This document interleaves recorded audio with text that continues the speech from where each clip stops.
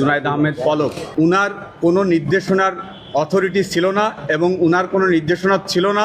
কখনোই উনি ইন্টারনেট বন্ধের ব্যাপারে কোনো নির্দেশনা দেননি। কখনোই বন্ধ হয়নি ইন্টারনেট, কখনোই বন্ধ হয়নি।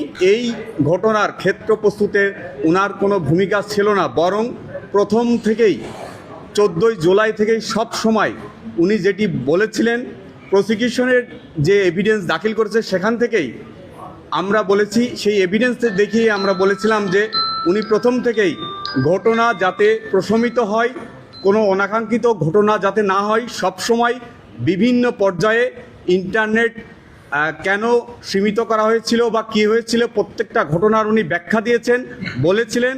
এবং কখনোই উনি চাননি যে জুলাই হত্যাকাণ্ডের ব্যাপারে, হত্যাকাণ্ড বা যে অপরাধ সংগঠনের ব্যাপারে ওনার যে অভিযোগ এসেছে, সেই অভিযোগ একদমই মিথ্যা এবং সম্পূর্ণভাবে উনি নির্দোষ।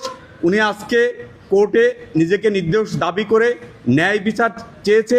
আমরাও প্রত্যাশা করি যে আমাদের অনারেবল চিফ জাস্টিস সম্প্রতি একটা কেস, যে জাতীয় বিশ্ববিদ্যালয়ের কেসে উনি একটা শব্দ ইউজ করেছেন, what he was beautifully penned the word judiciary plenary। আমরা প্রত্যাশা করি মাননীয় ট্রাইব্যুনালের কাছ থেকে এই রকম বিষয়ে যাতে এই জুডিশিয়ারি ট্রেনারি যাতে না হয়, আমরা ন্যায় বিচার পাবো সেটি আমরা প্রত্যাশা করি। এবং কখনোই বন্ধ হয়নি ইন্টারনেট, কখনোই বন্ধ হয়নি।